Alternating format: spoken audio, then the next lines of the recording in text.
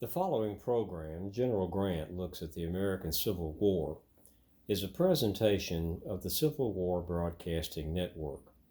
It is one of that series of programs wherein General Grant lifts up a person, place, or event in the war for review and reflection. It's available on the free YouTube channel, Dr. E.C. Fields, on Facebook under Kurt Fields as General Ulysses S. Grant, and other social media. Permission to copy and distribute is granted and indeed encouraged. Remember, you are the future of our past. And now, General Grant Looks at the American Civil War, The Road to War, Part 2.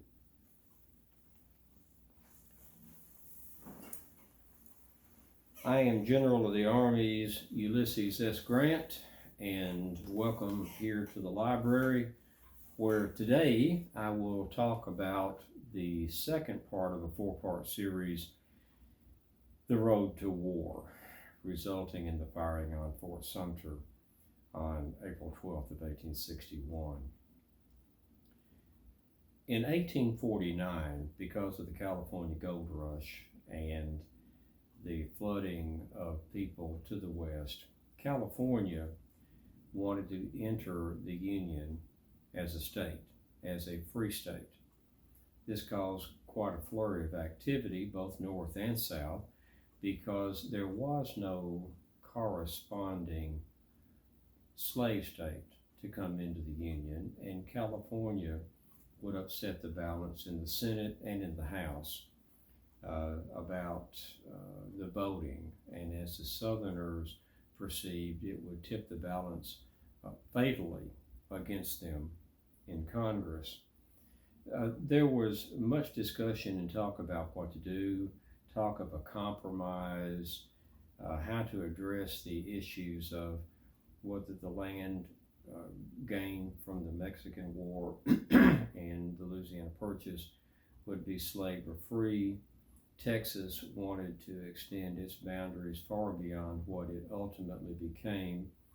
A tougher fugitive slave law, California being a free state, may be broken into two states. Slavery in the District of Columbia, indeed. So there were a number of questions.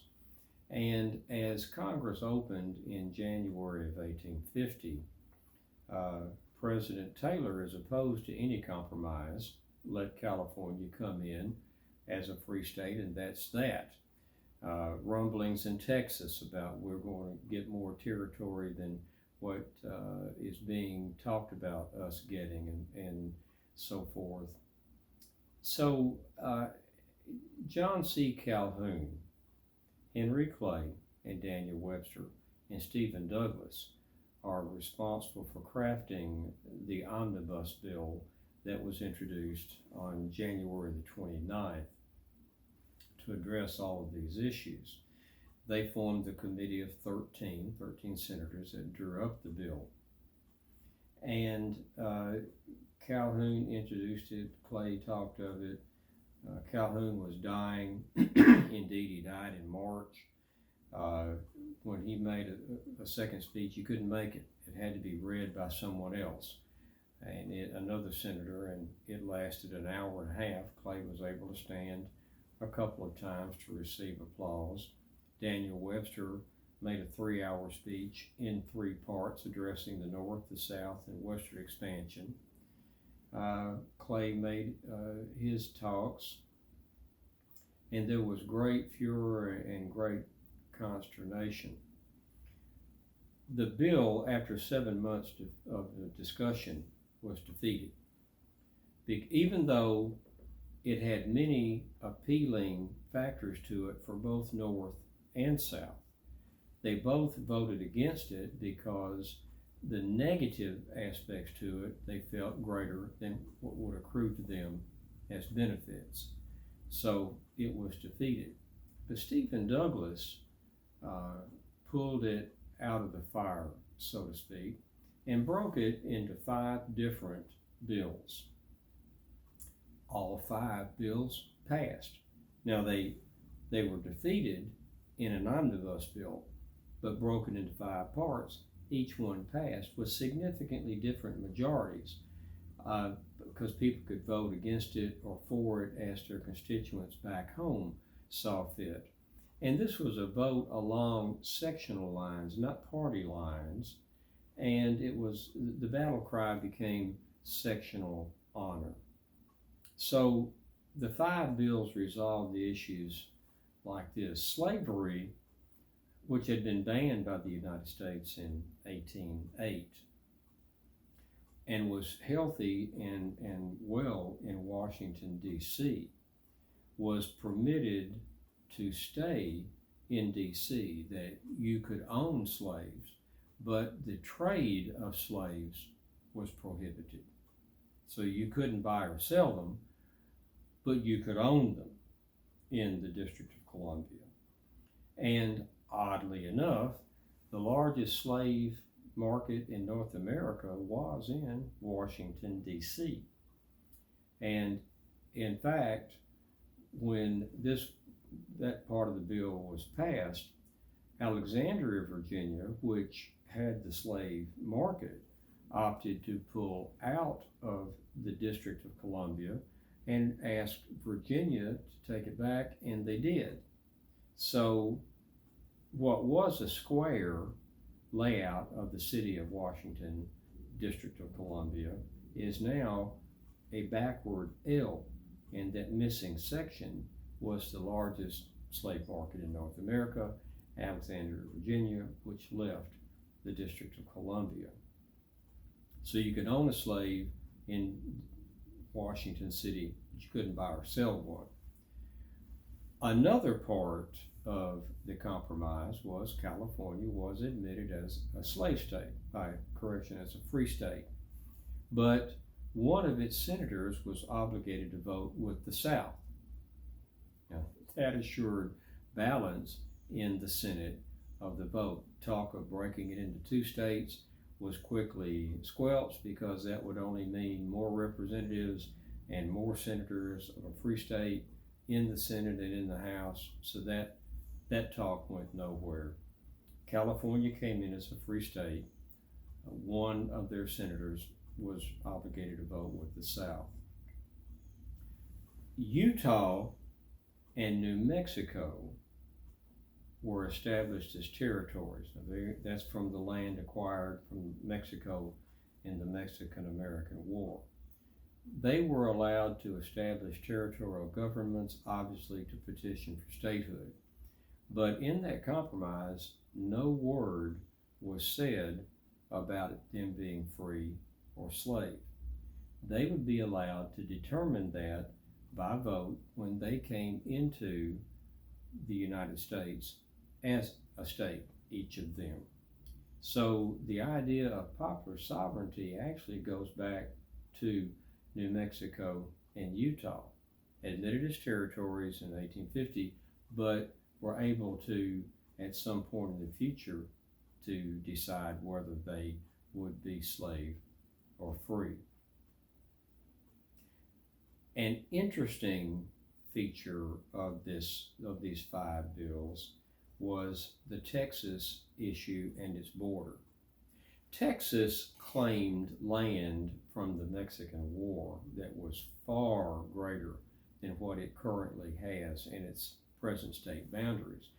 In fact, it claimed land all the way up to Santa Fe, New Mexico. And they were a slave state, and they wanted to extend the slavery in the territory up that far.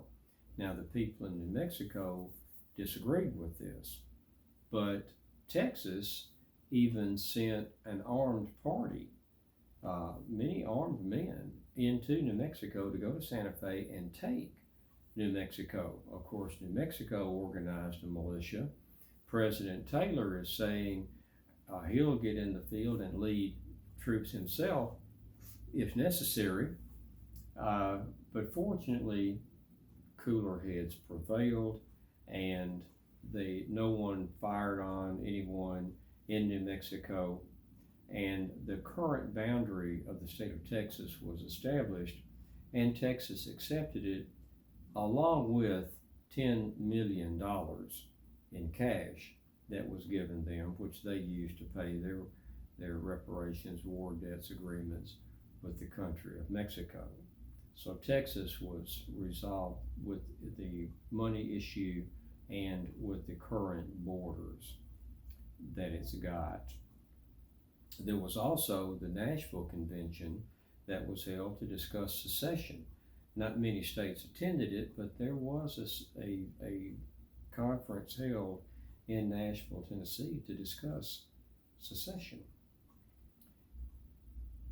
And the Fugitive Slave Act, to appease the Southerners, was passed, which toughened the fugitive slave law currently in existence.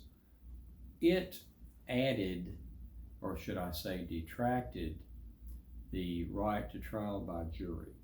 A captured slave had no trial by jury. It authorized federal marshals to pursue runaway slaves, and it made it a crime to feed or house or in any way assist a runaway slave, with punishments of fines up to $1,000 and 6 months in prison. And commissioners were established to hear the claims of slave catchers. And this was a situation where if the commissioner ruled that the black person or persons at hand were indeed not runaway slaves, and many free slaves, persons of color, were caught up in this net and sold south. But if the commissioner ruled that they were not a runaway slave, or the person that the slave catcher said, he got $5. If he ruled that they were a runaway slave, he got $10. Obviously, this was decried as being very pro-South, pro-slavery, and stacked in favor of the South. And this law made everybody responsible for the capture of slaves. And the federal marshals were brought in, special commissioners brought in or created to hear cases, no trial by jury, blacks couldn't testify in their own behalf, and if you aided or abetted any runaway slave or black person, then you could be fined $1,000 and indeed jailed up to 6 months. This made runaway slaves the problem of everybody in the North. If you had knowledge of a runaway slave, then you were guilty of violating the Fugitive Slave Act. And that was an incendiary piece of legislation. So all of these bills came together. California came in as a slave state. Slavery was outlawed. Trading was outlawed in Washington, D.C., but you could still own a slave. Utah and Mexico, New Mexico, came in as territories to determine whether or not they wanted to be free or slave upon petition to become states. Texas got its current boundary far less than what it claimed it was due, but they got $10 million in cash from the government to settle it. And we had a much, much tougher Fugitive Slave Act, which was most inflammatory throughout the North. And the men responsible for the Omnibus Bill, Clay, Calhoun, Webster, and Douglas, but Senator Douglas was most responsible for getting the 5 separate bills passed. So the same legislation was defeated in the compromise bill, Omnibus Bill, but passed separately, the ways of Congress. Now that was the political aspect of this discussion in the road to war. The social aspect was in the publication of a 2-volume work in March of 1852, Uncle Tom's Cabin, or Life Among the Lowly. Now, it was written by Harriet Beecher Stowe, or Hattie Stowe, as her family and husband knew her. Hattie was the daughter of the famous Beecher family of New England, the preachers and evangelists. They changed how preaching is done in America. They were indeed powerful in the pulpit and in our social fabric.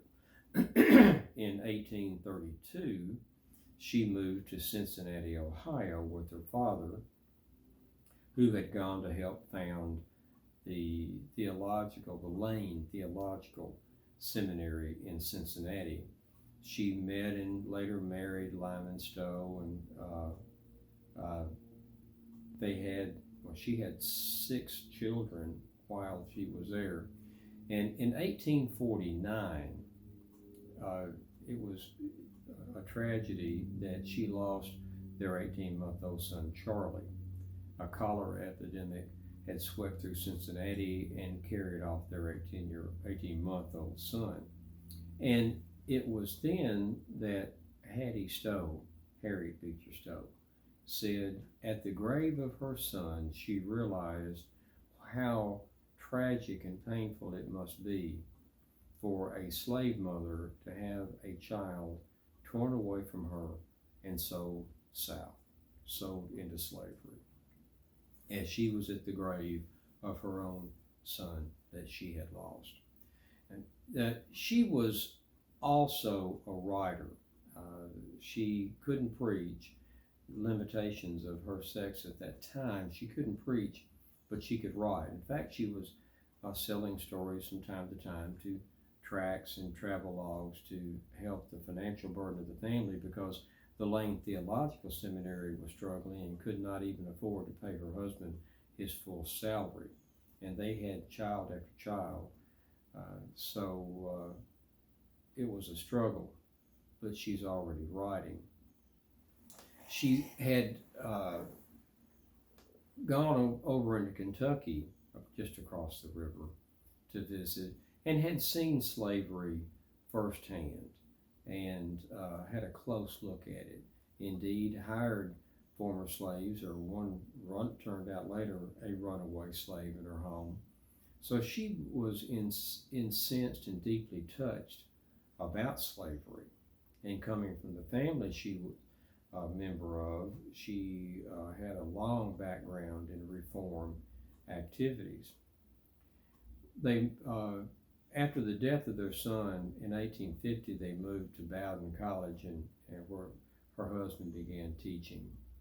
And her sister-in-law wrote her a letter and said, "If I could do what you can do with a pen, I would write something to fight this evil." She took that to heart. She was writing articles to make a few dollars to help pay the family budget.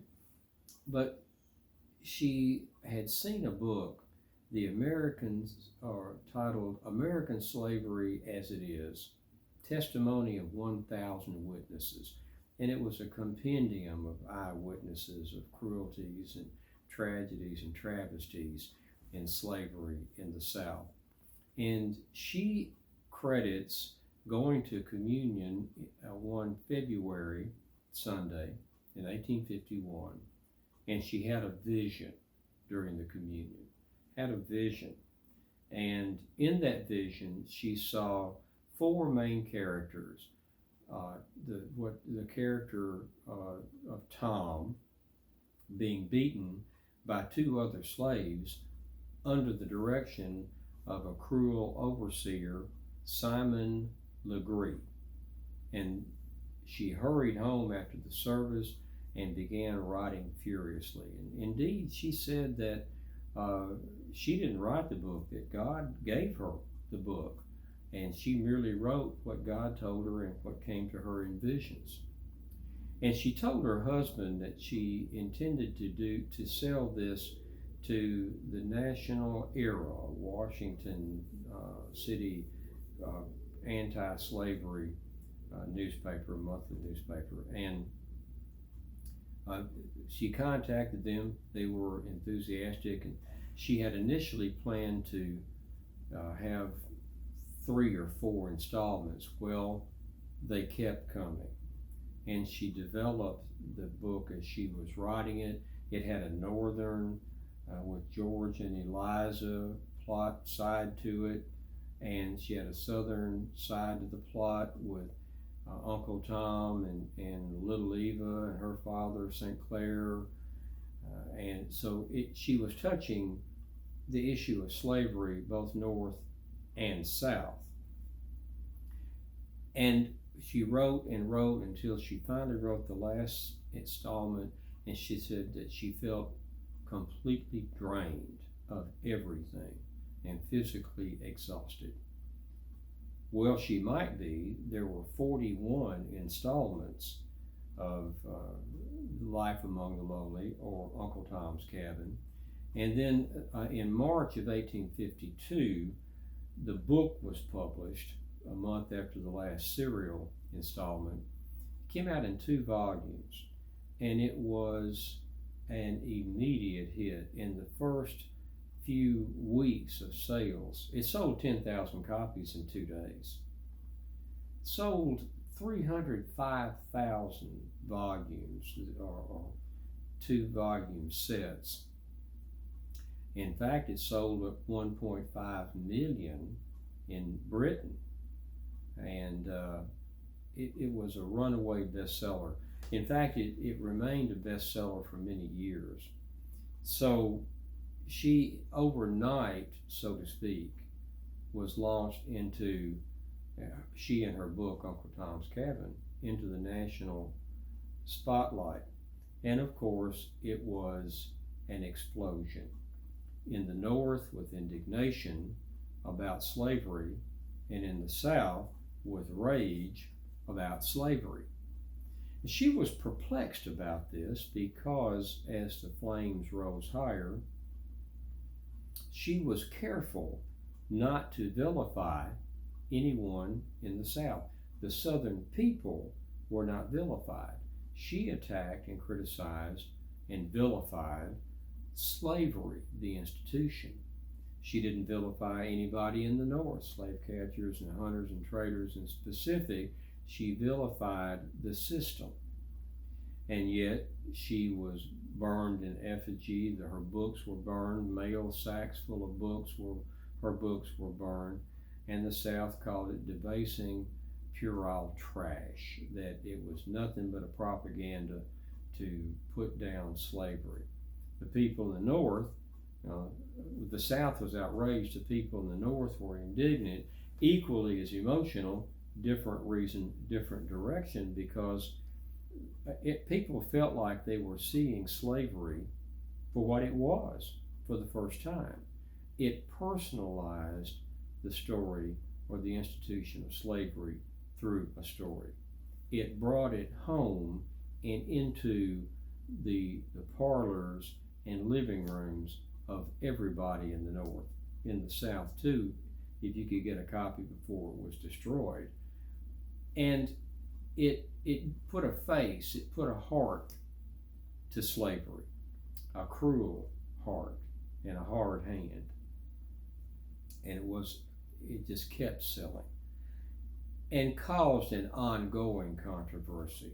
Now, in 1853, because of the cries and the objections that she just fictionalized everything, she wrote another book, nonfiction book, called The Key to Uncle Tom's Cabin, and she listed her sources. In fact, she listed many more new sources that would point the reader to the truth about slavery and the numbers and statistics and eyewitness accounts. The Key to Uncle Tom's Cabin in 1853.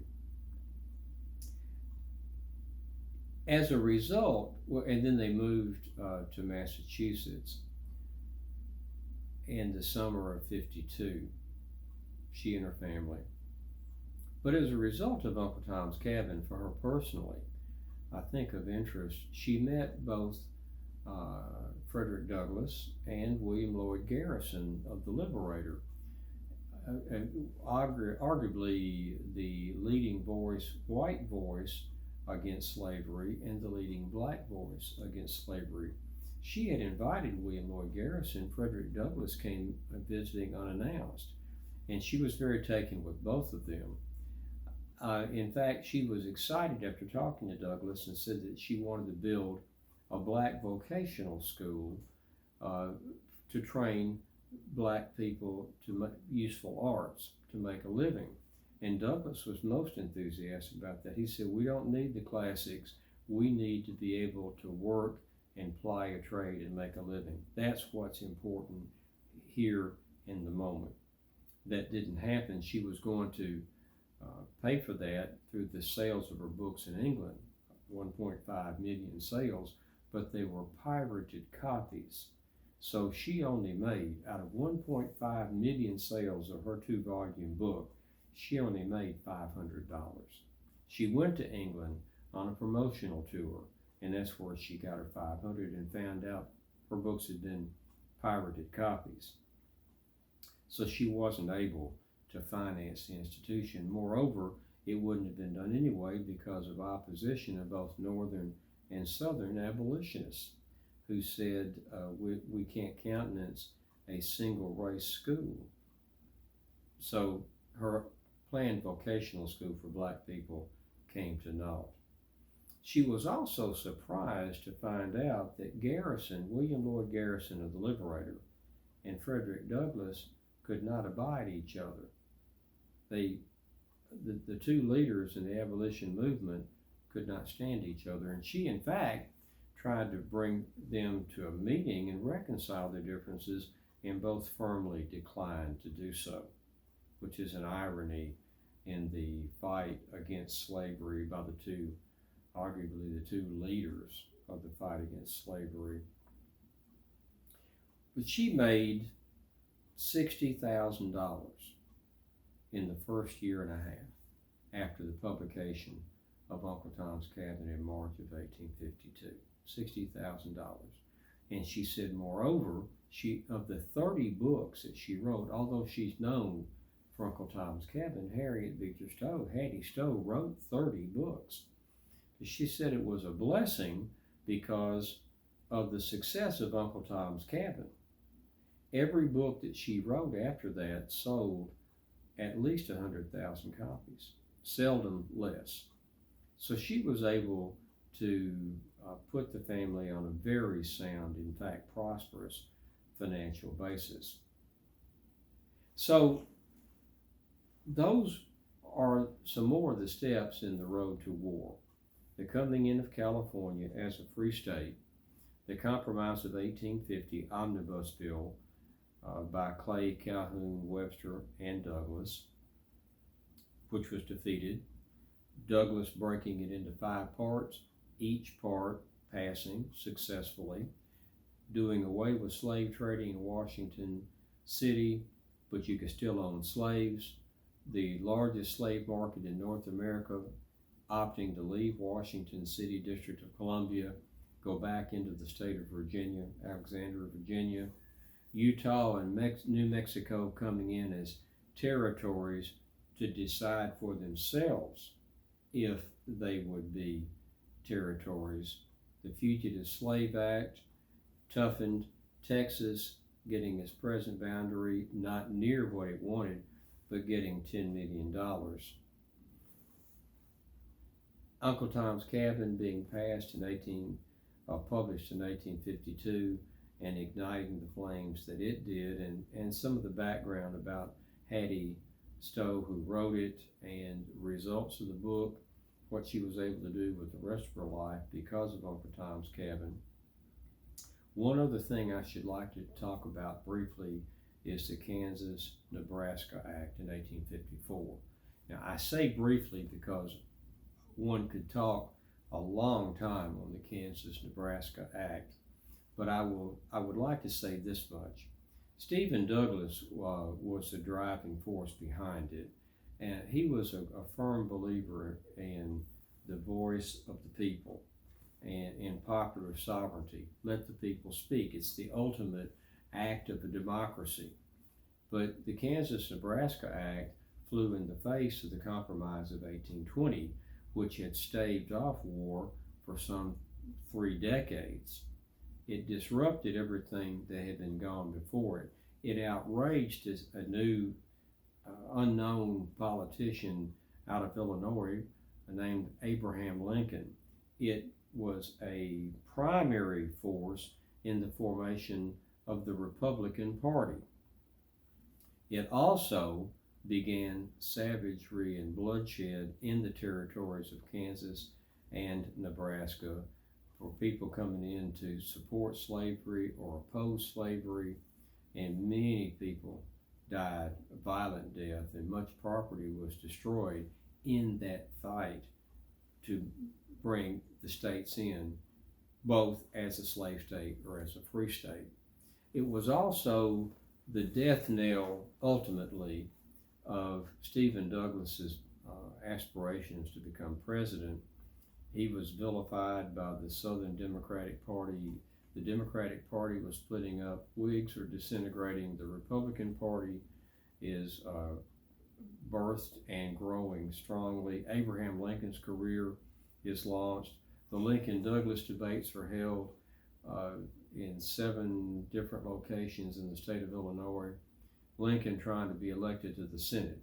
Lincoln knew he wasn't going to be elected to the Senate, but as he said at the time to a friend, when he was asked, why did you take on Judge Douglas? You know you can't win, because the state houses elected the senators. And Lincoln said, I know I can't beat Judge Douglas, but I have bigger fish to fry. And he pinned Douglas down time and again during those debates about popular sovereignty, and stressed how the country was being, particularly Kansas and Nebraska, by the struggle to be either slave or free, with people pouring in, going across the border, killing, destroying, and either staying or going back into Missouri and other surrounding areas. So the Kansas Nebraska Act in 1854, with popular sovereignty, established another battle cry to go along with sectional honor. As I said earlier, voting is not along party lines, it's along sectional lines. So sectional honor and popular sovereignty, 2 battle cries in the early and mid 1850s. I've said quite enough for this part of the road to war. In our next meeting, part 3, I'm going to discuss and devote the time to the Dred Scott versus Sanford decision in 1857, a landmark case for the Supreme Court, often said to be the worst decision ever issued by the Supreme Court, even though it was a 7-2 ruling. Dred Scott, his travails, travels, and triumphs ultimately, and what our Supreme Court had to say about whether people were property or not. So until the next time that we come together here in the library for part 3 of The Road to War, I bid you warmly adieu.